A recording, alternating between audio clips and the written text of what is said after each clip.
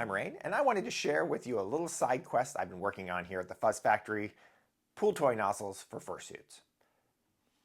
About 2 years ago, I was having a discussion with a fursuit maker friend of mine. They were making a fursuit for somebody who wanted to see if they could get a Pooltoy nozzle attached, and I thought, that's kind of a fun, weird little project. Why don't I try to see if I can make it something with that? I really enjoy making molds and kind of wrapping my head around new processes. And while I made a prototype of that first version of it, I was having a hard time figuring out how to attach this nozzle to a fursuit. You see, silicone doesn't really like to adhere to things particularly well. So I was getting frustrated by not having that options of how to actually adhere it to a fursuit, and I kind of shelved the project for about 2 years. Fast forward to a few months ago, I got the itch to play with it again. I ordered some magnets, even some mag-safe ones, because I figured that ring shape might fit perfectly well within the bottom of one of the Pooltoy nozzles, but I was having a hard time making sure that the nozzle would stay attached to the fur. I found that the magnets, while they could adhere okay, if they failed or fell off, you wouldn't know until it was far too late that it was gone. I also found that the thickness of the fur greatly impacted the strength of the magnets, and I really didn't want to have to deal with, well, each type of fur is going to have a different strength, and therefore you're going to have to be a lot more cautious with long pile fur versus short pile fur, or just even dense fur in general. Then I was playing around with the idea of using pins, pin backs as an option, but I found that those were a little bit more dangerous. Sticking sharp things even with the rubber backers on them through the fursuit was a little bit more uncomfortable. And if it did fail, if you lost a back, then you now have a sharp object sticking through. And it can be a little bit more detrimental to the fur if you're using it that way. And then finally, I was playing around with Velcro. Now, at first I wasn't sure about Velcro because it's kind of fussy. You still have to sew a Velcro piece to the fursuit, and you have to deal with that. But in my tests, I found that the Velcro not only provided a really strong bond with the fursuit, because the back would also be stitched into the fur, it also could provide some flexibility with things like having temporary pieces of fur that you could put on over the top of the Velcro backing when you didn't want to have the nozzle in place. You can see before me a bunch of the iterations of what I worked on. With the first one that I made 2 years ago being here, I was having a really hard time adhering things to the back of it, but it was a fun proof of concept of like what the shape could be, how it would look. This is being from the 3D printed mold. Next, I played around with the first Velcro piece I had. You can see here that the piece is actually two separate pieces of Velcro because I didn't have Velcro that was wide enough at the time. And I adhered it in here pretty well, but the problem is it kind of peels up. It has a little hard time sticking to the Velcro directly. I played with other generations of this and was having the same thing. The plastic kind of backing of the Velcro would just not permanently bind into the silicone like I would like. And you can see here where it just ripped up. I also was having issues with things like bubbles forming in the top of the mold, and I had to deal with that regularly. I had to get a vacuum chamber. I had to test that and learn how to repair imperfections like this where sometimes the mold wouldn't seal correctly. Finally, I ended up with my final result, which is actually Velcro sewn to felt, which is then bonded into the silicone itself. So it becomes super permanent, bonding the Velcro and the silicone together. So these are the finished results. They're a silicone that is food safe, so it's safe to touch long term. It shouldn't be any issue as far as wear and tear.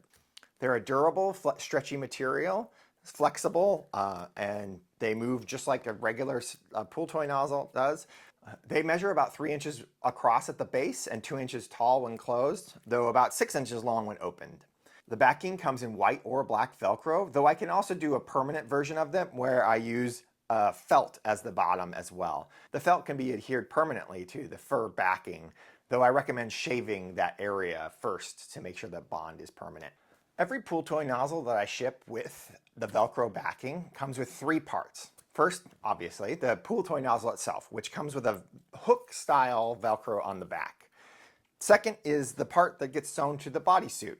This is a loop-style Velcro piece cut in the exact same shape as the base of the Pooltoy nozzle. And you'll notice there's a giant hole in the center where the nozzle kind of passes through. And then there is a series of 8 pairs of holes around the outside. And these are what we use to stitch it down to the fur itself. And then finally, there's an extra piece of hook style backing that you can attach a matching fur of your bodysuit to create a patch that kind of covers that spot if you don't want to remove the stitching, but you do want to have the fur showing instead of just the loop of Velcro. When you're installing the base of the Velcro to the bodysuit, you'll want to first pin the location. So I find that you want to lay it down so that it kind of lays flat, pull any fur out over the top of it so it's not pinned underneath when you're doing that. You can use a brush, your fingers, anything to pull that out, and then you'll pin it into place. Now, I usually pin it into the 4 quadrants, and starting with the top and then laying it flat again so that it lays as flat as possible as you're sewing it down. So there's the top one. The bottom one's going to be right here.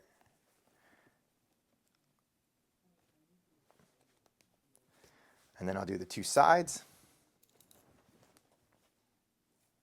I usually just use the first one of the holes as my starting hole, just to make it a little easier, and then you can pin up through the backing without any issue.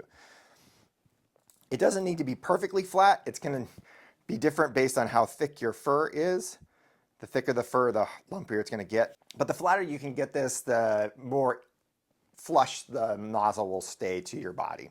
Once the piece is pinned in place, I like to take a piece of thread, a little bit over a yard, maybe 1.5 yards, so that I can do it all in one thread. But if you don't make enough, you can always just do multiple pieces, no big deal.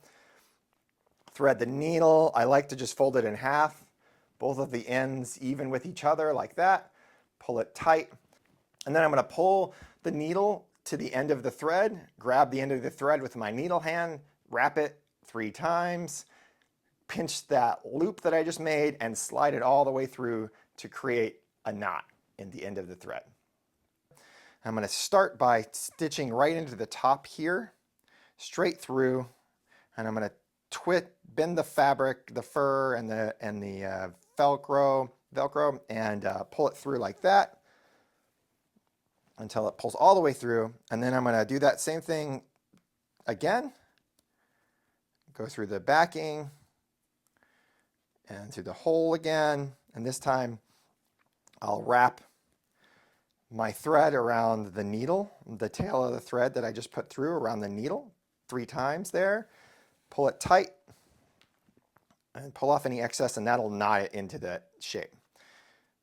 Perfect. And now I can get rid of that first needle there, that was the pin that was holding that. You might just make sure that you're not catching too much fur in there as well, because the fur that's in there, it's just not going to look as good to have that down underneath there, but it shouldn't damage anything long term. And we do that again. We'd wrap it 3 times, go through the backing, wrap it 3 times, pull it tight, and we have our knot. I only do that twice because I don't think you needed a whole bunch more, because we're going to be doing this 8 times total.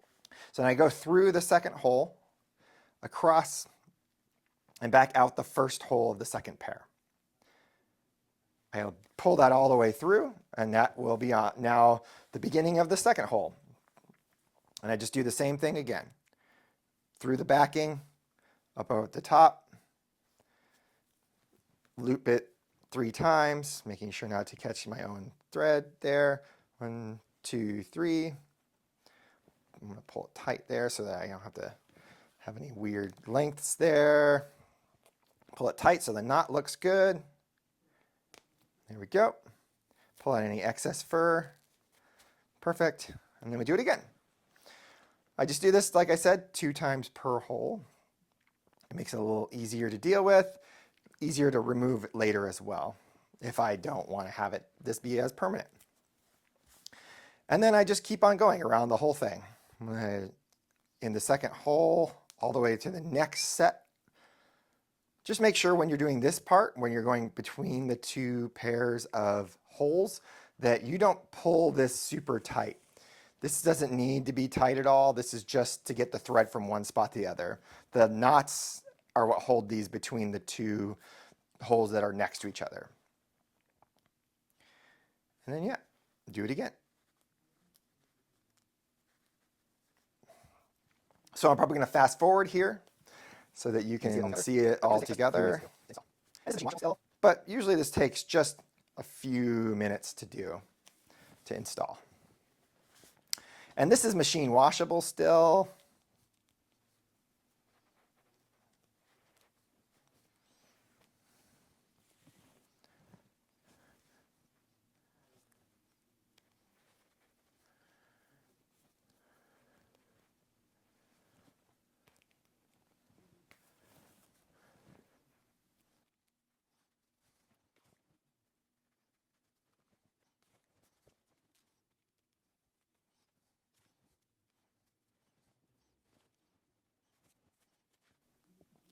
All right, so now I'm getting to the last set of holes. Same thing as before. I go underneath on the back, run it through on the front, do my knot in the front. This time, I just like to do a third knot just to lock it into place. So that's the first one.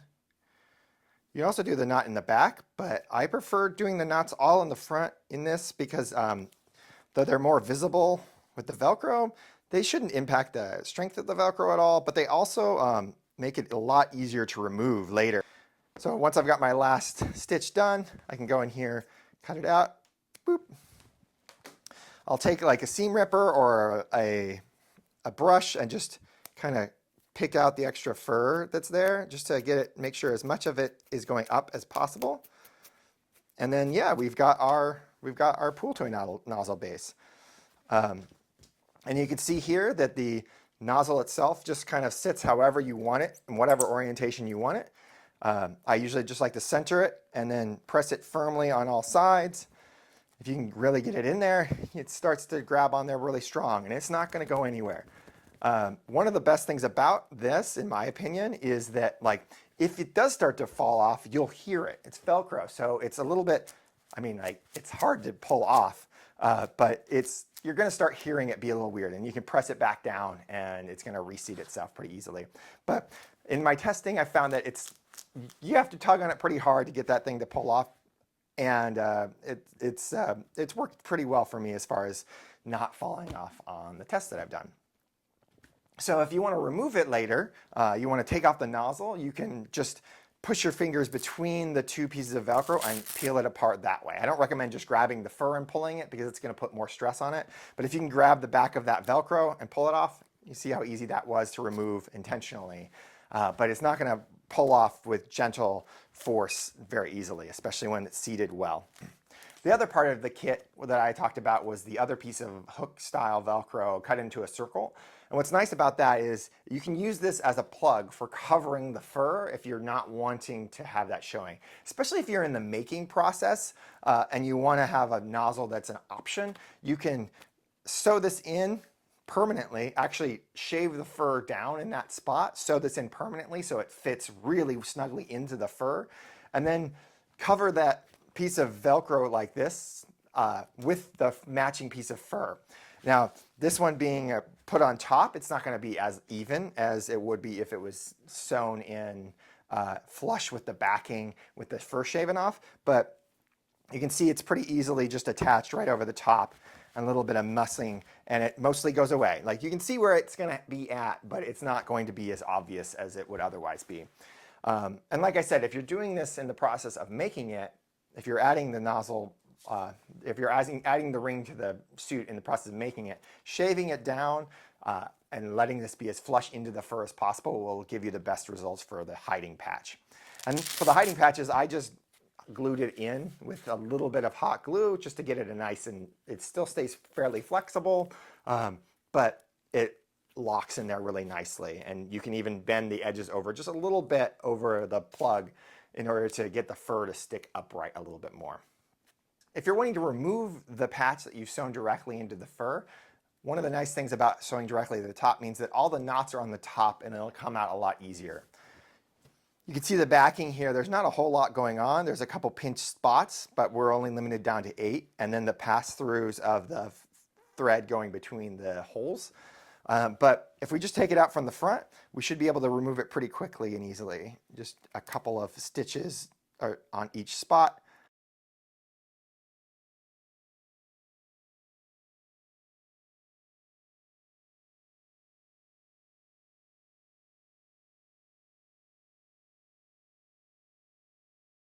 Should be able to get them all from the front side. Like that. And because we're removing them from the front directly, we're not going to be at risk of using the seam ripper accidentally on the fur backing at all. And it should be pretty easy.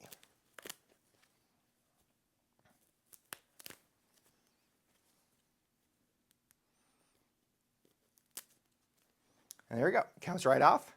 This can be reused. It should be fairly durable, though you might not want to put this on and off every week. If you're going to be using it a lot, you might just opt for making a little plug for the top and just leaving it in permanently. But you can see here that the fur itself, if I brush that out, I can get rid of the extra little stitches here. You can pull from the back side too. These stitches come out really easily now because I've removed all of that. And then anything else we can kind of pull out, and it's like it was never there at all. All right, and that's it for this side quest. I had an awesome time learning a bunch of new things. A huge shout out to Rakul, who helped me throughout the process, teaching me a bunch of tricks with silicone that I honestly had no idea about, and if it wasn't for his help, I don't think I would have been able to finish these myself. I learned a lot about silicone molds. I learned about vacuum chambers. I learned about 3D printing my negatives to create the molds, and how important it is to have bleeder holes and all that and that kind of stuff. And I really had a fun time with this project. If you're interested in one for yourself, please look below for a link. I'll have a store up soon with them. They take about 2 days to make each, and I do them on order by order basis. So please check it out there if you're interested. And yes, I will be working on a Pooltoy handle version, though it might be a very different process than what I'm working on here, just to make it a little bit easier for myself in the long run. All right, and now you're at the end of the video. Thank you so much for all of your support, especially those Patreon supporters. The money that comes from that goes directly into new technology that I'm using here in the studio. I also want to say, if you're interested in other weird cosplay videos or tutorials, I'm going to be working on more, but I have a few things on TPU and flexible filament, how I use those objects in my own fursuit making and cosplay. So feel free to check them out. And if you like my stuff, please subscribe. That's it for me here at the Fuzz Academy. I'm Rain, and I'll see you next time. Bye!